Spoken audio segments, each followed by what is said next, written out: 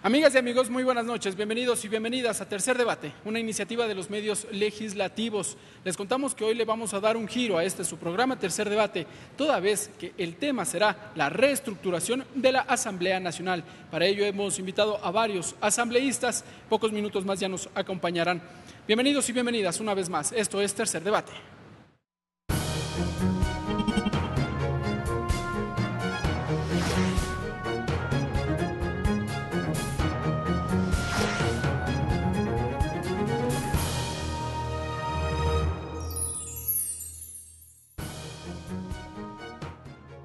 Ya nos acompaña el asambleísta del movimiento Juntos Podemos, Fernando Burbano.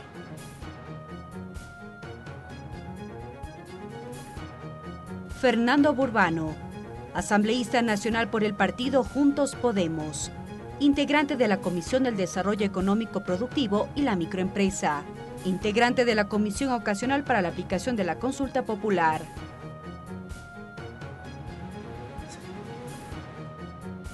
Y como les habíamos anunciado, amigas y amigos, estamos a la espera de los legisladores César Litardo del movimiento Alianza País y de Héctor Yepes, ahora independiente. Ellos en pocos minutos más se sumarán a esta mesa de trabajo. Pero entre tanto, les contamos que este día el Pleno de la Asamblea Nacional eligió a Elizabeth Cabezas como su nueva presidenta, esto en reemplazo de José Serrano. Los detalles a continuación. Pero no hay vuelta atrás. Fue la frase que destacó Elizabeth Cabezas tras ser elegida como la nueva presidenta de la Asamblea Nacional. La moción fue aprobada por el Pleno del Legislativo con 84 votos y fue el asambleísta Fernando Burbano quien presentó el nombre de Cabezas. Me permito mocionar para la presidencia de la Asamblea Nacional del Ecuador a una riobambeña de amplia trayectoria en la función pública. Creo yo, imagen necesaria para la renovación de esta función pública, de esta función del Estado. Pero la sesión número 505 del Pleno de la Asamblea Nacional estuvo matizada por los pedidos de cambio en el orden del día. En total fueron 3. El último lo presentó el oficialista Luis Fernando Molina, quien se refirió al procedimiento para la sucesión de autoridades determinada en la Constitución. Que esto puede acarrear responsabilidad de carácter económico para el Estado. La moción apenas recibió el apoyo de 27 asambleístas. Entre tanto, tras la toma de juramento, Elizabeth Cabezas detalló parte de lo que será su agenda legislativa. No podemos ignorar las reformas a la Ley Orgánica de Comunicación, la misma que si bien nos ha permitido el derecho a la réplica, a estar mejor informados y varios otros beneficios, también se usó como un mecanismo de sanción inadecuada. En la sesión se incluyó un pedido de cambio en el orden del día para que se debata un proyecto de resolución para el cambio de autoridades de la Asamblea Nacional. Ricardo Bravo, TVL Noticias. Y bien, amigas y amigos, como les habíamos anunciado, ya nos acompaña ahora el asambleísta César Litardo, integrante del movimiento Alianza País. César Litardo, asambleísta por Los Ríos por el movimiento Alianza País, integrante de la Comisión de la Soberanía Alimentaria y Desarrollo del Sector Agropecuario y Pesquero, vicepresidente de la Comisión Ocasional para la Aplicación de la Consulta Popular.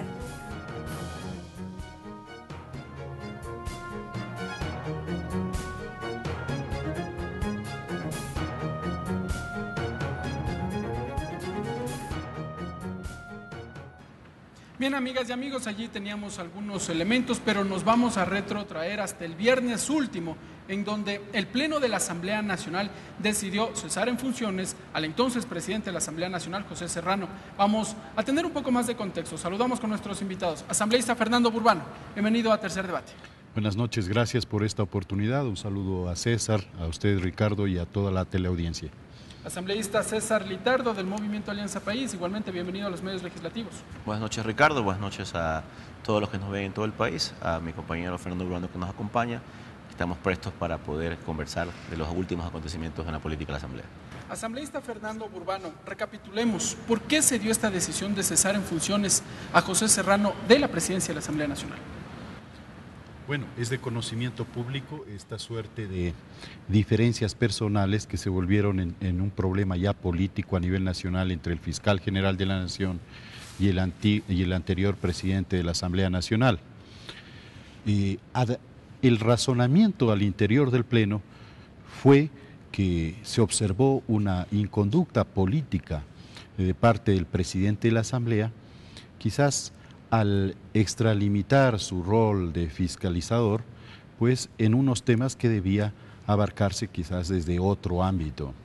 Y desde este punto de vista, las explicaciones que dio el presidente de la Asamblea no lograron desvanecer la preocupación de que una alta autoridad como es un presidente de la Asamblea tiene que guardar pues cierto comportamiento y cierta conducta política, especialmente considerando que es el presidente de esta magistratura. ¿A usted no le convenció los argumentos que entregó José Serrano aquí en el Pleno de la Asamblea Nacional cuando dijo que efectivamente había conversado con el ex Contralor General del Estado, pero que lo hacía en el marco de un proceso de fiscalización?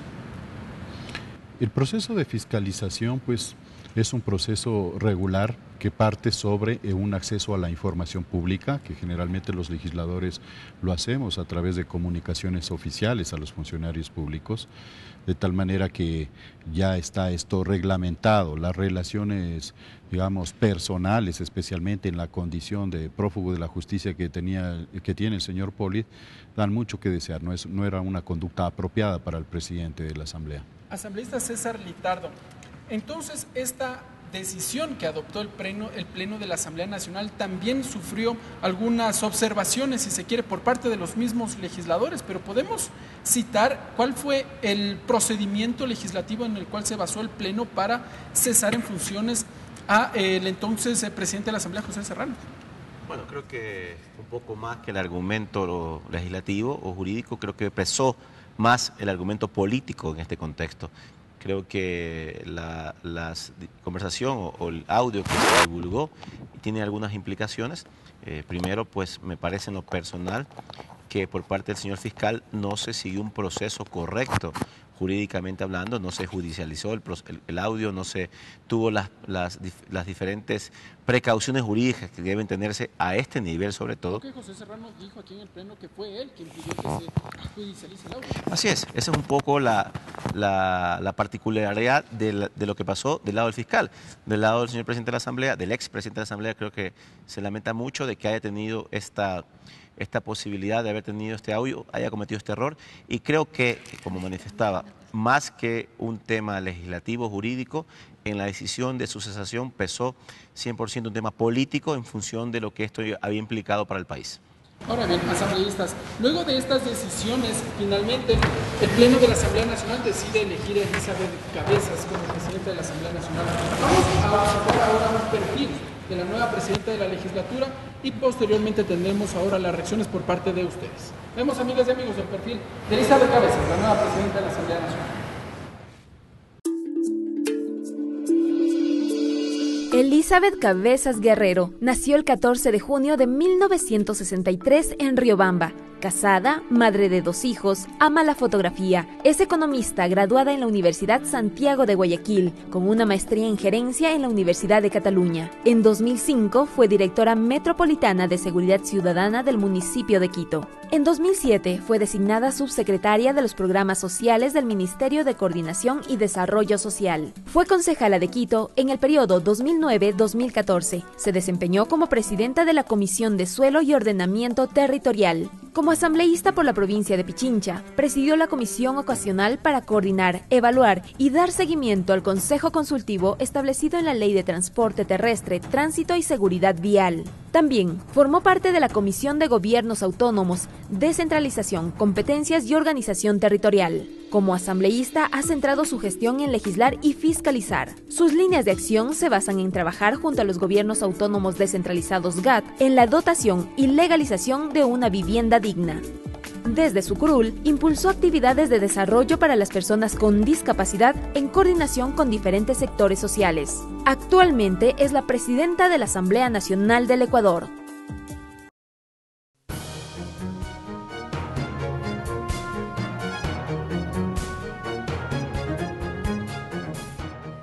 Cambio en el orden del día solicitado por los integrantes de la bancada de Revolución Ciudadana, que de paso no contó con los votos suficientes, generó que sus aliados correístas salgan del salón plenario con la Constitución en mano.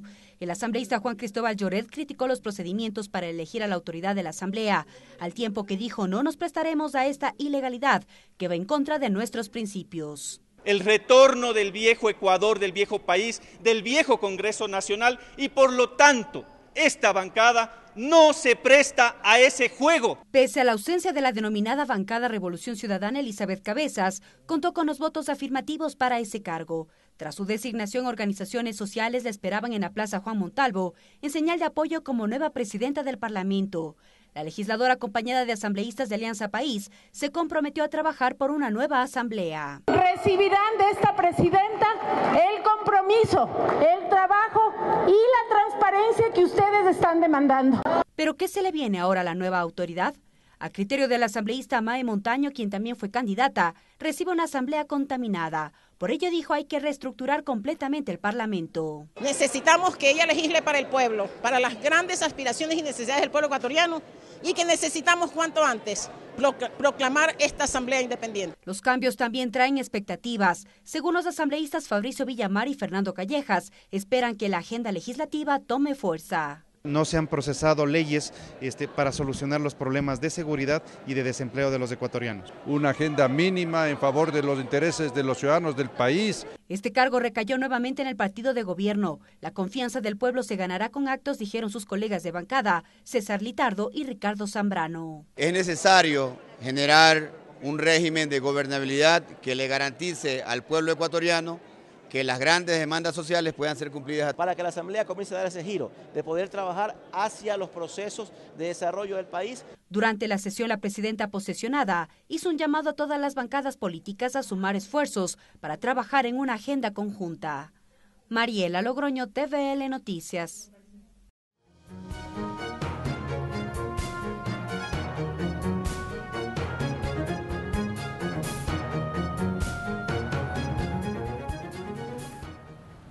Gracias, amigas y amigos, por continuar con nosotros. Esto es Tercer Debate por la señal de los medios legislativos. Anteriormente, en el anterior bloque, más bien revisábamos lo que fueron las reacciones por parte de los asambleístas luego de la designación de Elizabeth Cabezas como presidenta de la Asamblea Nacional. Pero ya estamos con la mesa completa. Vamos a revisar ahora el perfil del legislador Héctor Yepes.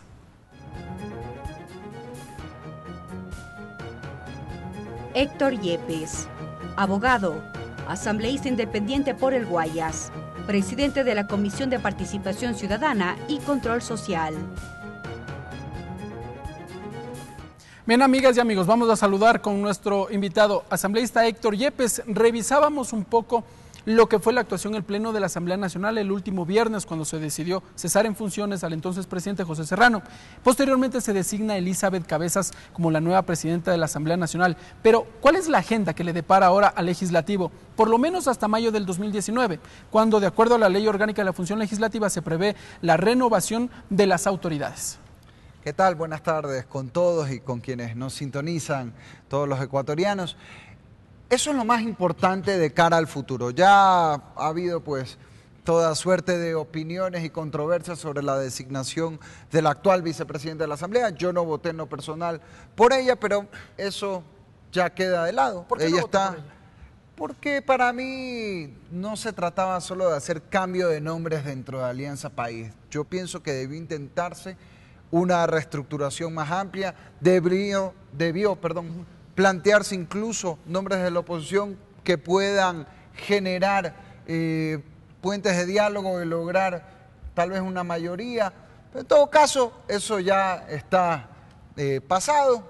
Hoy por hoy, la nueva presidenta de la Asamblea lo que tiene es un gran desafío de liderar una institución que a mi juicio está en deuda con el país. Llevamos 10 meses de gestión y no se ha debatido en el Pleno de la Asamblea leyes fundamentales para generar empleo, para apoyar a los agricultores. El agro genera 1 de cada 4 puestos de trabajo hoy en el Ecuador, para ayudar a los cientos de miles de jóvenes que no tienen un cupo en la universidad. Yo planteo un proyecto de ley de crédito estudiantil al respecto, y el desafío hoy es poder construir un programa de leyes a favor del pueblo.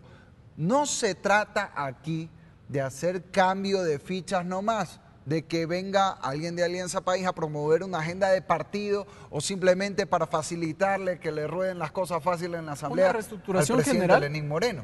¿Sería una reestructuración general? Y aquí le pregunto al legislador Fernando Burbano, ¿es posible en la coyuntura que vive ahora la Asamblea Nacional este nuevo cambio total de autoridades, es decir, integrantes también del Consejo de Administración Legislativa, las comisiones? Se conoció, por ejemplo, que Augusto Espinosa ya salió o prefirió, o más bien renunció a la presidencia de la Comisión de Educación. Bienvenido, Héctor, qué gusto compartir contigo también.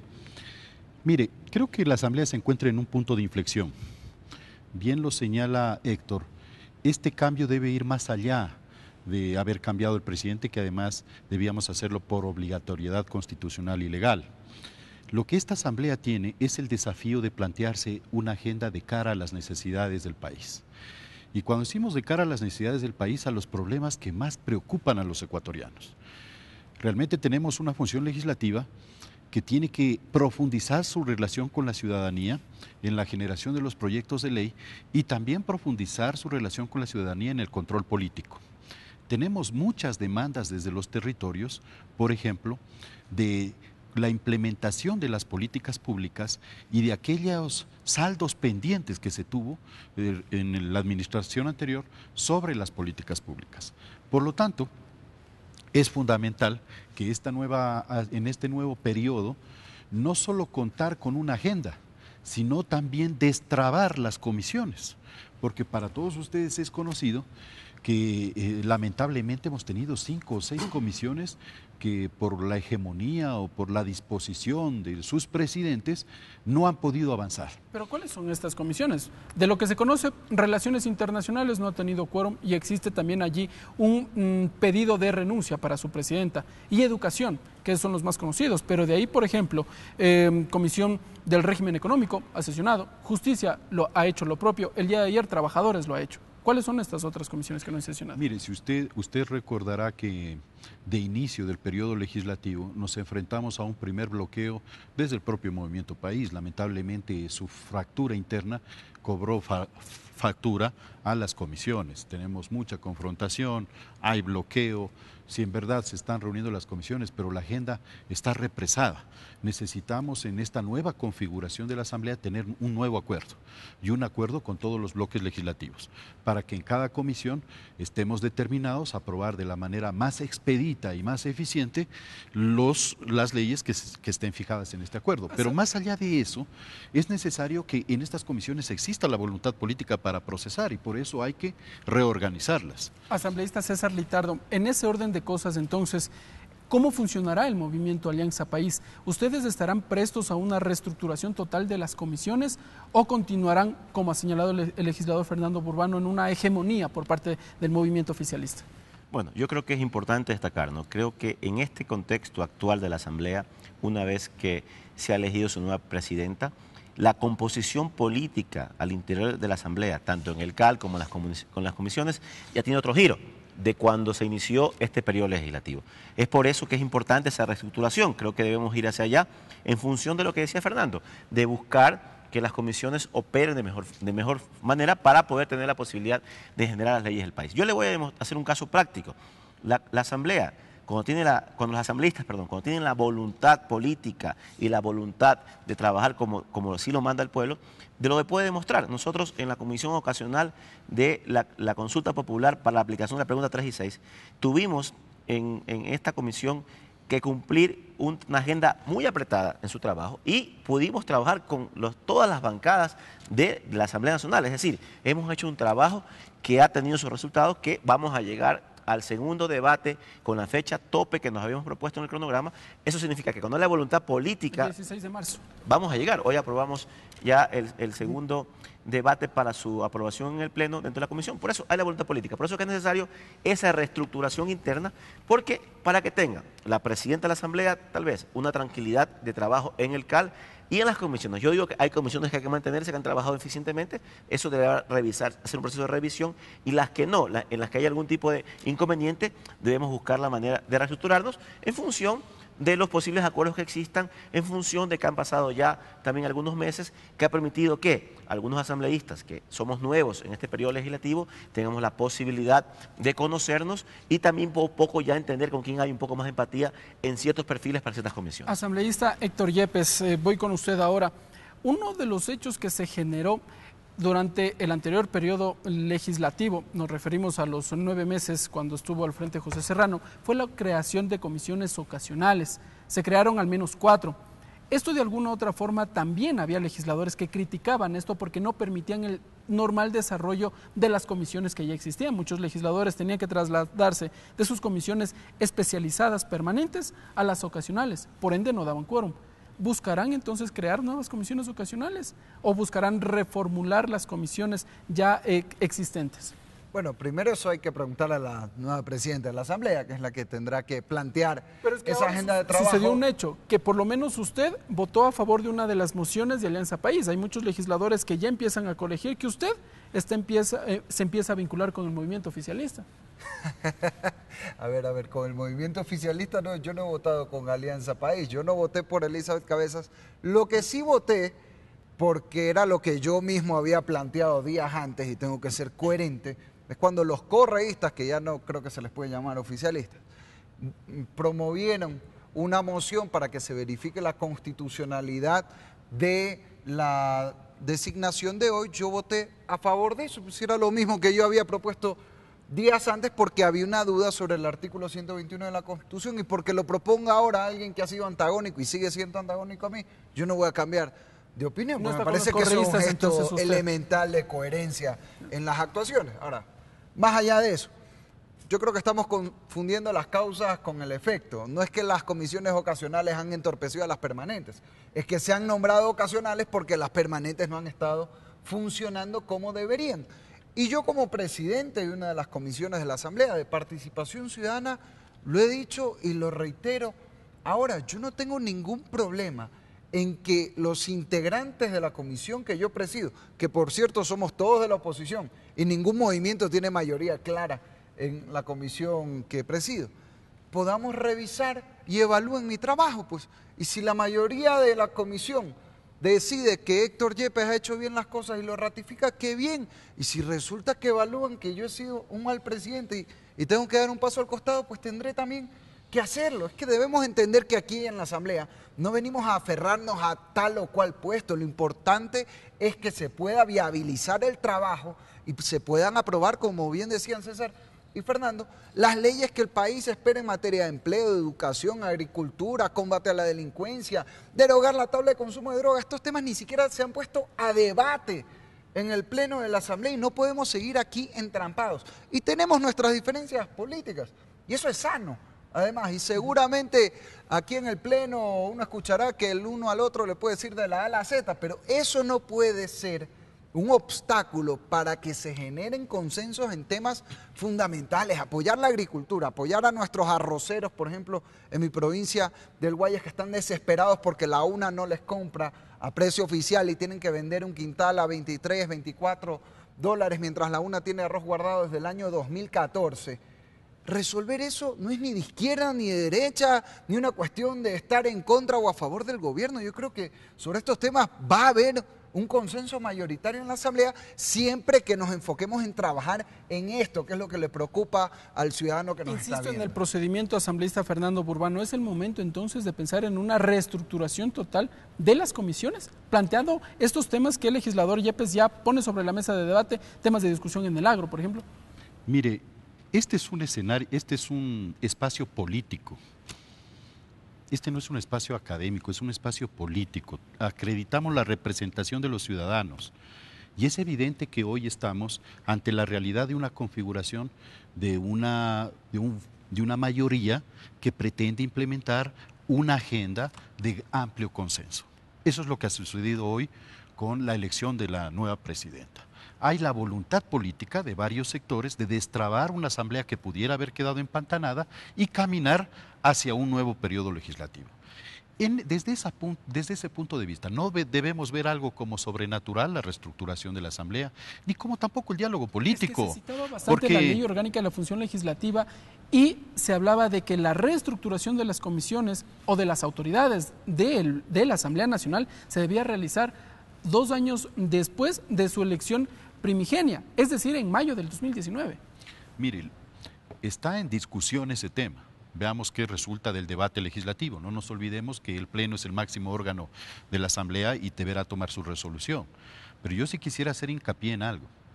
Esta agenda, esta Asamblea le debe en estos 10 meses algunos cuerpos legales que necesita la gente con urgencia. Le voy a citar algunos. En materia de desarrollo económico, ley de turismo, ley del artesano, ley de los emprendedores, ley de la agricultura familiar, ley de pesca, ley de fomento agropecuario, solo por citarle unas pocas, que están en proceso, que están en camino, pero que a veces son relativizadas y son bajadas de importancia porque los titulares de los medios y la agenda de ciertos líderes están en el debate de la pelea política y quieren llevar a la Asamblea hacia un ring, hacia un campo de batalla, y no comprendemos que hay urgencias en la población que no pueden ser postergadas. Entonces, esa parte de la agenda no podemos olvidarnos. Héctor dice, control político. Sí, somos fervientes luchadores contra la corrupción y hemos firmado juntos con Héctor y con otros los procesos de enjuiciamiento político. Pero por favor, hoy tenemos una unidad nacional de almacenamiento que tiene 30,000 libras de arroz embodegadas, el resto con gorgojo, y sin embargo nuestros arroceros no tienen quien les compre el arroz. ¿Por qué? Porque no hay cabida. Porque no hay cabida. Lo mismo les pasa a los maiceros, a los cebolleros, a los papicultores. Deberíamos revisar, por ejemplo, el Tratado de Libre Comercio que libera de aranceles al producto de la papa y que en próximos años será posible de que resulte más barato importar papas que producirlas en el Ecuador. Y eso no estamos mirando. Esos son los problemas fundamentales. O el lechero que hoy le están comprando de 20 a 33 centavos el litro de leche, cuando el precio referencial es de 42. Y cuando hemos descubierto también que con fondos públicos se han generado oligopolios en la industria lechera, entonces mire que los problemas también de corrupción y los problemas de control político no necesariamente están en estos grandes temas mediáticos, sino que también están en los problemas cotidianos de la gente. Y esa es parte de nuestra obligación de control político territorial. Asambleísta César Litardo, si ven en un inicio y desde el año anterior ya se venía discutiendo esta situación, que las divisiones, las discusiones que surgían al interior del movimiento Alianza País paralizaban la Asamblea Nacional. ¿Qué fue lo que hizo el movimiento oficialista para de alguna u otra forma destrabar esta situación? Es decir, que la Asamblea Nacional trabaje, genere proyectos de ley que posteriormente se convertirán en leyes propiamente dicho. Pero, ¿cómo zanjó el movimiento Alianza País? ¿O es que no ha podido superar esta división? Bueno, no creo que haya sido solo el movimiento País. Creo que la coyuntura que vivió el país en los últimos meses ha tenido pues esa desviación tal vez de los esfuerzos de la Asamblea. Recordemos que tuvimos acá en el país, previo a lo que pasó con el expresidente de la Asamblea, una destitución del del vicepresidente de la República que implicó un juicio político, que implicó un proceso de elegir una nueva vicepresidenta. Pero yo creo que aquí tenemos una gran oportunidad. Después de todos estos problemas, de todos estos inconvenientes, creo que tenemos una gran oportunidad de poder reivindicarnos con el país, y creo que uno de los primeros pasos que se debe dar es este paso de reestructurar la Asamblea. Creo que eso es fundamental para poder tener un nuevo aire, un segundo aire que nos permita ir hacia adelante. Y ayer conversábamos con nuestros compañeros de bloque, previo a la elección de hoy de la compañera Elizabeth Cabezas, que una de las primeras acciones que la nueva presidenta de la Asamblea debe efectuar es, en la medida de los posibles, sentarse ya con los jefes de bancada, de todas las bancadas de esta Asamblea Nacional, a definir una agenda legislativa, una agenda en conjunto que vaya en función de lo que hemos hablado acá, en función de generación de empleo, en función de trabajo, en función de apoyo al agro, de todos los sectores productivos del país. Creo que en ese sentido es el gran reto que tiene en este momento la nueva presidenta de la Asamblea, tratar de aglutinar a todas las organizaciones políticas que aquí trabajamos y poder, en función de esa agenda, trabajar. Yo lo que le decía, un poco para lo que mencionaba Héctor, de que yo no hablaba del tema de las ocasionales que han suplido el trabajo de las comisiones permanentes. Yo lo que digo es que el ejemplo de la comisión ocasional de la consulta popular es un ejemplo que se puede aplicar a todas las comisiones, de que hubo una voluntad política de todas las bancadas de sacar en el tiempo que se estableció, en un tiempo corto, de trabajar 3 a 4 semanas en la semana, 3 a 4 veces por la semana, para poder sacar este proyecto de ley. Esa voluntad que se vio en esta comisión ocasional debería reflejarse en todas las comisiones que se trabajan en esta Asamblea Nacional. Asambleísta Héctor Yepes, entonces vamos entrando en los temas de la agenda legislativa. Desde la Comisión de Participación Ciudadana entendemos que se encuentra detenido el debate del proyecto de Código de Participación Ciudadana. ¿Cuándo lo retoman? ¿Cómo será el análisis, la discusión? Tenemos en la mesa de participación ciudadana, aquí en la Asamblea, 2 proyectos fundamentales. Uno es el código, que justamente el día de ayer debatimos sobre este tema. Nosotros paramos el debate del código por la consulta popular, como era obvio. Regresamos al tema de la coyuntura. La Asamblea se adapta a la coyuntura. No, bueno, en este caso a la voluntad del pueblo ecuatoriano, que está por encima de la Asamblea. Eso no es coyuntura, eso es democracia. Pero al enviarse a la comisión ocasional la ejecución de la consulta popular, también hemos esperado que se avance en ese tema. Ahora, ¿qué es lo que vamos a plantear nosotros en este código?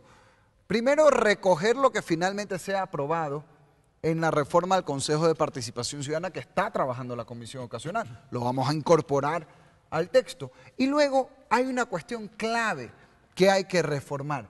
Se está ahorita tratando sobre cómo elegir a los consejeros de participación ciudadana, pero luego hay que tratar sobre cómo esos consejeros eligen a las autoridades de control, que ha sido el meollo del asunto, y las irregularidades en esa parte es lo que han permitido que aquí hayamos tenido el ratón cuidando el queso, pues, y que las autoridades de control hayan sido todos amiguitos de Alianza País que han impedido que se roben la plata de los ecuatorianos que hoy falta para dos temas para empezar a diferenciar. El primero, en la comisión ocasional que se crea para aplicar la pregunta 3 y 6 de la consulta popular, se habla de que ya el Consejo Nacional Electoral no tendrá esta facultad de organizar el concurso de preselección.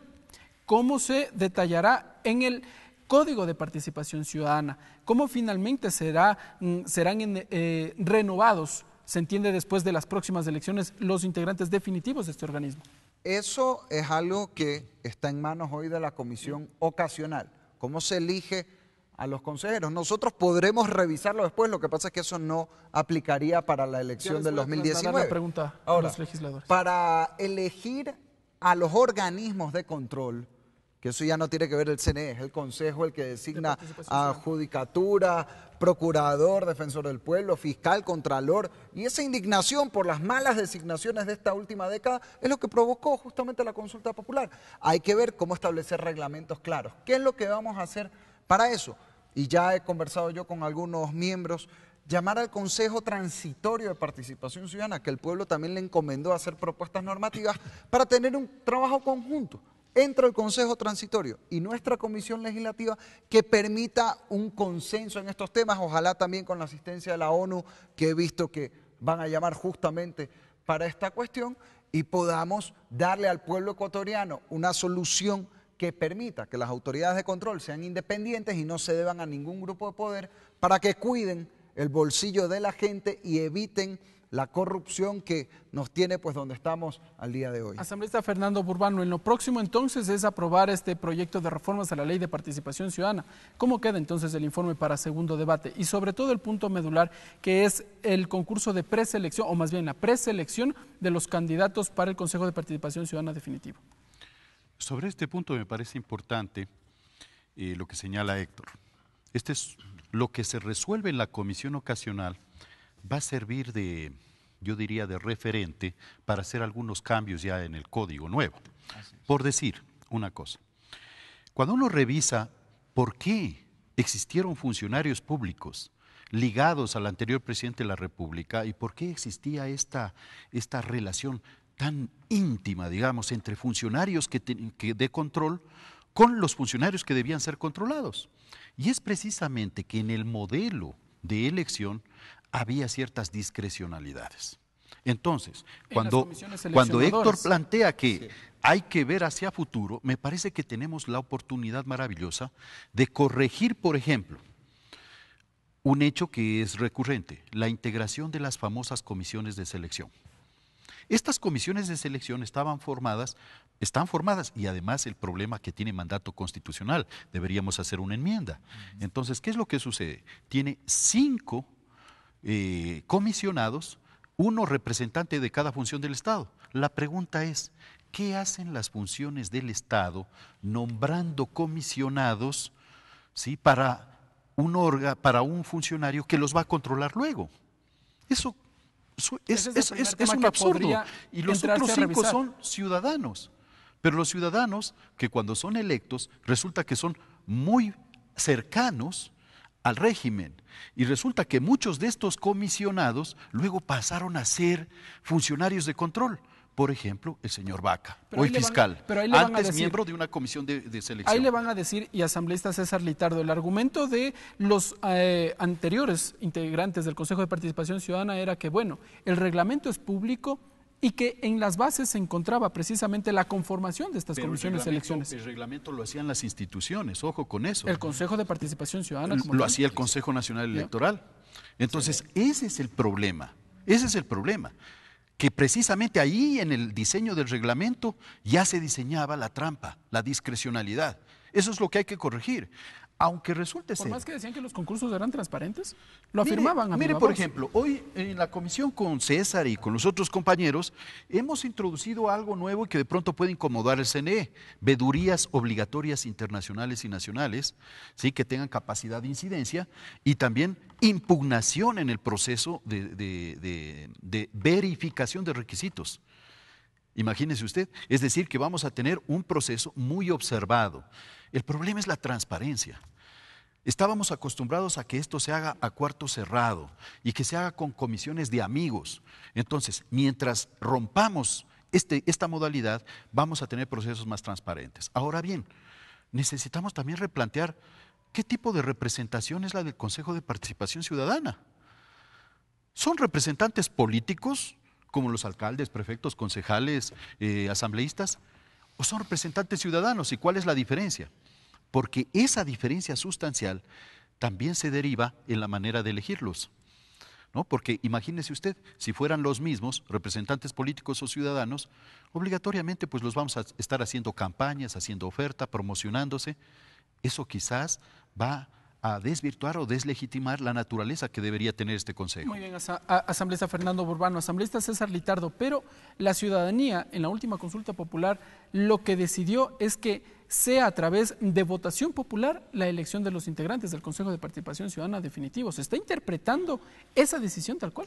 Bueno, un poco para complementar lo que decía Fernando, creo que es fundamental ese proceso. Tal vez esta enmienda constitucional no la vamos a alcanzar. Recordemos que un año antes de las elecciones no se puede cambiar las reglas del juego, pero sí es algo fundamental. Nosotros en el informe que hoy establecimos para el segundo debate dejamos expuesto que ningún funcionario que haya tenido un rango superior pueda ser electo en el próximo año, que hay 30 meses antes tiene que haber renunciado a su cargo para poder ser funcionario, poder ser postulante al Consejo ya definitivo de Participación Ciudadana. 2 años y medio no tiene que estar al menos ligado con la función ejecutiva, legislativa, el sector público, en fin. Exactamente, esa es una de las particularidades de este proceso para evitar lo que ha pasado en este momento, ¿no? Y también eso va afín también a sus familiares cercanos en grados de consanguinidad y afinidad de acuerdo a la ley. Es decir, que tenemos por ahí un círculo que vamos cerrando en función de la posibilidad de que se apalanquen políticamente los posibles candidatos. También es importante destacar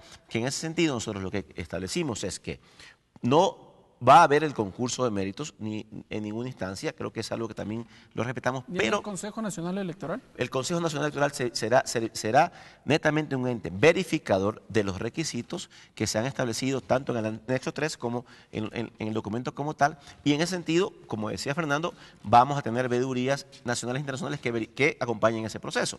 Pero adicionalmente a esto, también hemos detectado, y en función de lo que recorrimos algunas provincias del país, una de las principales preocupaciones también que tenía la ciudadanía en general, las organizaciones que visitamos, es que si hacemos una elección nacional en su momento dado, esta elección nacional tiende a que se concentre las autoridades de este Consejo en las principales ciudades del país, Quito, Guayaquil, Cuenca. Lo que se ha propuesto hoy, que se realice por parte del CNE un reglamento que establezca 7 zonas en el país, 7 regiones, en donde se pueda tener la posibilidad de enfocarse en función de población y afinidad geográfica. ¿Para qué? Para que de las 7 regiones, en cada región se liga un representante al Consejo Definitivo. Ricardo, si me permite una precisión más sobre este tema, ¿qué ciudadanos serán los que se puedan postular? Definitivamente serán toda la ciudadanía quienes reúnan ciertos requisitos, los requisitos que simplemente verifique el Consejo Nacional Electoral que fue conformado, designado por el anterior Consejo de Participación Ciudadana cuestionado.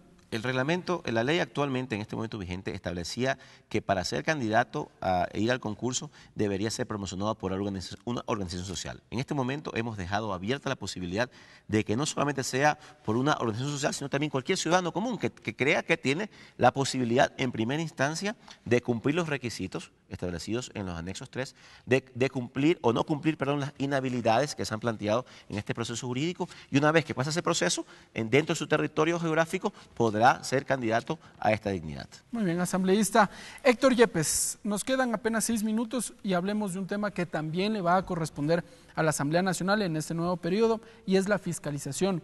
La semana anterior se conoció ya que el Consejo de Participación Ciudadana Transitorio decidió cesar en funciones al ex superintendente de la Información y Comunicación, Carlos Ochoa. En ese orden de ideas, entonces, ¿no temen que el Consejo de Participación Ciudadana Transitorio se adelante a las decisiones que tome la Asamblea Nacional en cuanto al proceso de fiscalización? Yo no creo que ese es un temor, porque precisamente sabiendo que el Consejo puede actuar más rápido que los tiempos que marca la Asamblea, por eso mismo es que 7 de cada 10 ecuatorianos votamos sí en la consulta popular, para darle ese mandato. Eso no debe... Pero no es facultad de la Asamblea fiscalizar a las autoridades de control. Es que lo uno no quita lo otro. Por ejemplo, la destitución de Carlos Ochoa fue ejecutada por el Consejo de Participación Ciudadana, aunque había sido ordenada por la Contraloría, y sin embargo, hace poco, en este pleno de la Asamblea, censuramos y aplicamos una destitución política a Carlos Ochoa. De ninguna manera la Asamblea renuncia a su facultad de control político. Eso mientras el Consejo Transitorio esté vigente, que tiene un plazo hasta que se elija el definitivo. Luego la Asamblea tiene que continuar su tarea de fiscalizar, porque aquí debemos entender la gravedad de lo que ha ocurrido en el país.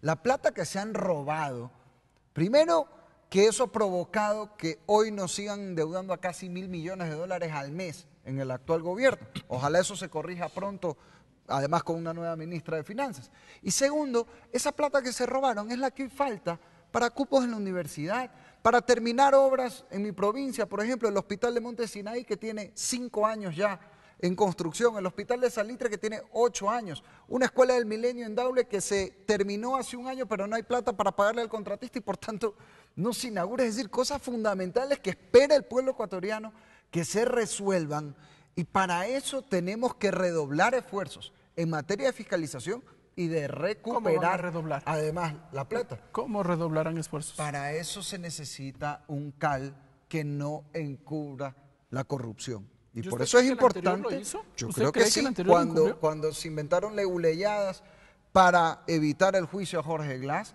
para evitar el juicio a Augusto Espinosa, hoy se ha presentado un juicio político contra el ya ex ministro Carlos de la Torre, que mal utilizó plata del terremoto, $300 millones, y ahí está, vaya uno a saber en qué cajón guardado ese juicio político.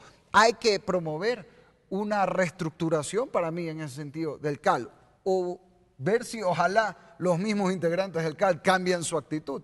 Sería lo ideal. Aparte, perdón, un tema también adicional, y es recuperar la capacidad de los legisladores para directamente fiscalizar. No puede ser que cualquier ciudadano, según la ley y la Constitución, puede pedir información en una entidad pública, pero los asambleístas tenemos que pedirle permiso al presidente de la Asamblea. Eso es un disparate y no está en la ley tampoco. Eso es una práctica que debe ser corregida. Asambleísta Fernando Burbano, le hacía la pregunta anterior al legislador Héctor Yepes, porque el día viernes último la Asamblea Nacional también aprobó iniciar el procedimiento para llamar a juicio político al fiscal general del Estado. Y hasta el momento todavía no hay un legislador que encabece esta decisión, o al menos no se lo ha hecho público. Ya han pasado al menos 3 días desde la última decisión. ¿Qué hacer entonces? ¿La Asamblea Nacional igualmente esperará alguna decisión del Consejo de Participación Ciudadana Transitorio? Bueno, si más no recuerdo, fue el Partido Social Cristiano el que pidió tener esa iniciativa. Esperemos que reúna la documentación para que pueda ser una buena formulación de juicio político. Me parece que cuando se presenta la posibilidad de un juicio político hay que hacerlo documentadamente, ¿sí? Siguiendo todos los procedimientos para que luego no se caiga. Vista?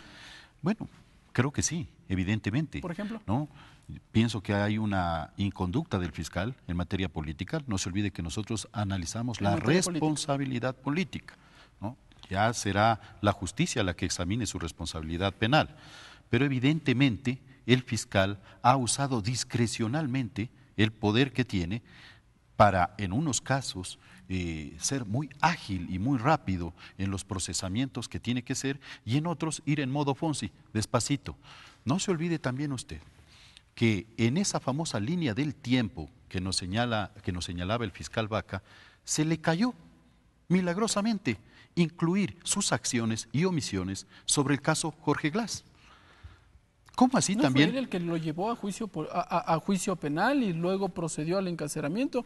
Hay legisladores que dicen que en cambio ese procedimiento está fuera de la ley. Ahí hay un eslabón perdido. Ahí hay un eslabón perdido. Usted recuerde qué pasó en este tramo de noviembre de 2006 hasta que se posicionó Vaca. Ahí Chiriboga se hizo el loco. Y después, cuando Vaca se posicionó, hasta que se inició el juicio político, también hubo mucha, yo diría, lentitud y hasta encubrimiento. Entonces, hay mucho de qué hablar ahí. Por eso digo, se le perdió en esa línea de tiempo. Pero quisiera tocar brevemente y complementar lo que ha dicho Héctor. Y quiero recalcar esto que es fundamental. Cuando se nos demanda el control político, se nos demanda que trabajemos sobre la agenda que le interesan a los medios y a las líneas editoriales. Y creo que eso no está bien. El control político también es sobre el territorio. Hoy tenemos agricultores amenazando un paro nacional a los arroceros, maiceros. ¿Cómo es posible que en la provincia de Manabí no haya una planta de almacenamiento? ¿Cómo es posible que en Portoviejo, con una pequeña inversión que debía ser relativamente con las otras inversiones que se hicieron en el terremoto, no se pudo construir, mejorar y reconstruir la planta de almacenamiento en Manabí? Y los maiceros y los arroceros manavitas no tienen dónde vender sus productos y evidentemente lo que tienen que hacer es vender a las piladoras que como intermediarios les explotan, o a los compradores mayoristas del maíz, y que hoy se ven perjudicados incluso por permisos de importación cuestionados. Por el puerto de Manta ha entrado maíz habiendo producción nacional. ¿Y esos temas han sido incluidos sobre la agenda de debate en la Asamblea? Deben ser incluidos. ¿Usted los ha propuesto? Por supuesto. Por supuesto, está en curso incluso el llamado y la comparecencia del ministro de Educación para que explique por qué el programa de alimentación escolar beneficia a 2 empresas lácteas y no compra en gran cantidad a los pequeños productores de leche.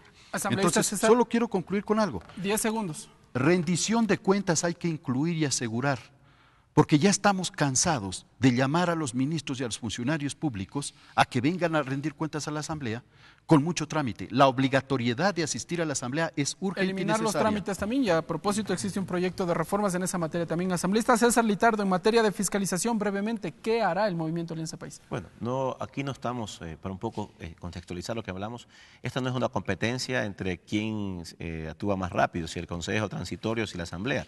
Cada uno tiene su función específica y creo que en ese sentido pues tendremos nosotros la capacidad de hacerlo. Ahora, recordemos, como hemos dicho nuestros compañeros, que esta Asamblea tiene una función de control político.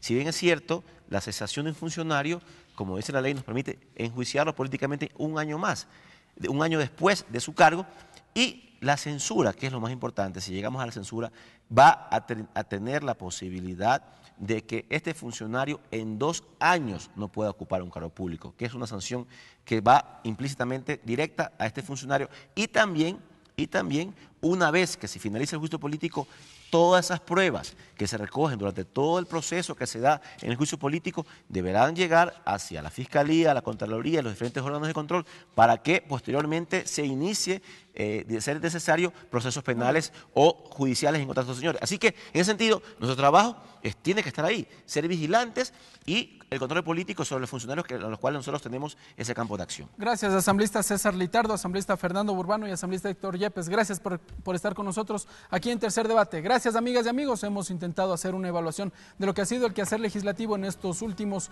días. Ustedes en casa sacan sus conclusiones. Buenas noches.